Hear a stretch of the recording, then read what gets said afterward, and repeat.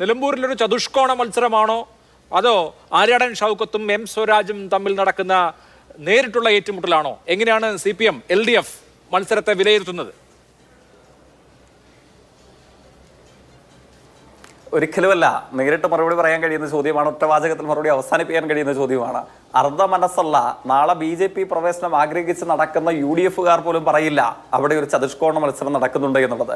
നിലമ്പൂരിൽ മത്സരം നടക്കുന്നത് ഇടതുപക്ഷ ജനാധിപത്യ മുന്നണിയും UDF-ഉം തമ്മിലാണ് എന്നുള്ള കാര്യത്തിൽ ഒരു സംശയവും വേണ്ടതില്ല. അവിടെ കഴിഞ്ഞ 9 വർഷക്കാലത്തിനകത്ത് നിലമ്പൂരിലും കേരളത്തിലെ ഇടതുപക്ഷ ജനാധിപത്യ മുന്നണി ഗവൺമെന്റ് മുഖാന്തരം വരുത്തി തീർത്ത മാറ്റങ്ങളെ സംബന്ധിച്ചും ഭാവി നിലമ്പൂരിനെയും ഭാവി കേരളത്തെയും സംബന്ധിച്ചുള്ള ഞങ്ങളുടെ ആശയങ്ങളും പ്രതീക്ഷകളും ഇത്യാദി കാര്യങ്ങളാണ് ചർച്ച ചെയ്യപ്പെടുന്നത്. ഒപ്പം ഇന്ത്യൻ വർഗീയത ലോകത്തും ഇന്ത്യയിലും സൃഷ്ടിക്കുന്ന പ്രതിലോമകരമായ വിഷയങ്ങളെയൊക്കെ സംബന്ധിച്ചും നല്ല തെളിമയാർന്ന രാഷ്ട്രീയം ചർച്ച ചെയ്യപ്പെടുന്ന തെരഞ്ഞെടുപ്പാണ് നിലമ്പൂരിലേത്. ഒരു പ്രശ്നം, ഞങ്ങൾ കഴിഞ്ഞ 9 വർഷത്തെ വികസനം മുൻനിർത്തിയാണ് മത്സരിക്കുന്നത് എന്ന് പറയുമ്പോൾ അത് ഓക്കെയാണ്. പക്ഷെ ആ വികസനത്തിന്റെ പ്രതിനിധി എന്ന് പറയാൻ കഴിയുന്ന അൻവർ, നിങ്ങളുടെ ഈ കഴിഞ്ഞ 9 കൊല്ലക്കാലത്തെ MLA, അദ്ദേഹവും മത്സരിക്കുന്നുണ്ട്. അപ്പൊ അദ്ദേഹം പറയുന്നത് ഇതായിരിക്കും, ഞാൻ 9 കൊല്ലം ഇതൊക്കെ ചെയ്തു എന്ന്. എനിക്ക് തോന്നുന്നു ഇന്ത്യൻ ഭരണഘടന പ്രകാരം 18 വയസ്സ് പൂർത്തിയാകുകയും വോട്ടർ പട്ടികയിൽ ഉണ്ടാവുകയും ചെയ്താൽ ആർക്കും മത്സരിക്കാൻ കഴിയുന്ന ഒരു അന്തരീക്ഷമാണ് പൊതുവിൽ ഇന്ത്യൻ തെരഞ്ഞെടുപ്പുകളിൽ എവിടെയുമുള്ളത്. നിലമ്പൂർ അതിൽ നിന്ന് വ്യത്യസ്തമല്ല, ഇന്ത്യയുടെ ഭാഗമാണ്.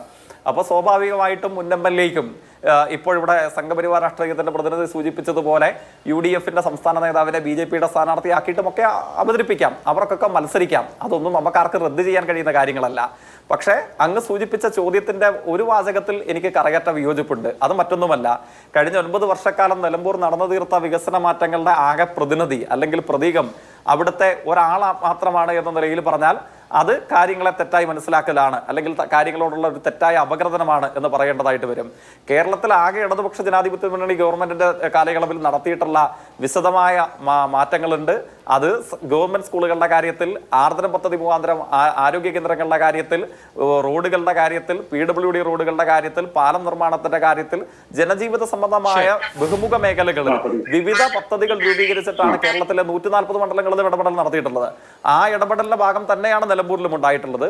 പിന്നെ നിലമ്പൂരിൽ പ്രത്യേകമായി ഉണ്ടായിട്ടുള്ള മാറ്റങ്ങളെ സംബന്ധിച്ച് ഈ മുൻ MLA തന്നെ എനിക്ക് തോന്നുന്നു എടക്കരയ്ക്ക് സമീപം നിലമ്പൂരിൽ നവകേരള സദസ്സെത്തിയ സമയത്ത് 2000 കോടിയിലധികം രൂപയുടെ വികസന മാറ്റങ്ങൾക്ക് നിലമ്പൂരിൽ നാന്ദി കുറിച്ച, അതിന് നേതൃത്വം നൽകിയ, വിജയകരമായ വികസന പദ്ധതികളെ നടപ്പിൽ വരുത്തിയ കേരളത്തിലെ ഗവൺമെന്റിനെ സംബന്ധിച്ച്, ഇടതുപക്ഷ ജനാധിപത്യ മുന്നണിയെ സംബന്ധിച്ച് ഇപ്പോൾ എതിരെ മത്സരിക്കുന്ന അങ്ങ് സൂചിപ്പിച്ച 4 സ്ഥാനാർത്ഥികൾക്കിടയിൽ ഇപ്പോൾ എതിരെ മത്സരിക്കുന്ന ഈ മുൻ MLA ഉൾപ്പെടെയുള്ള ആളുകൾ നടത്തിയ പ്രഭാഷണം നിലമ്പൂരിന്റെ വികസനത്തിൽ ഇടതുപക്ഷ ജനാധിപത്യ മുന്നണിയുടെ സംഭാവനയെ സംബന്ധിച്ചുള്ള സാക്ഷ്യപത്രമായി നമ്മളുടെ മുമ്പിലുണ്ട്. അത് നമ്മൾ കാണാതിരിക്കല് എന്ന് മാത്രമാണ് എനിക്ക് അതിനോട് പ്രതികരിക്കാനുള്ളത്.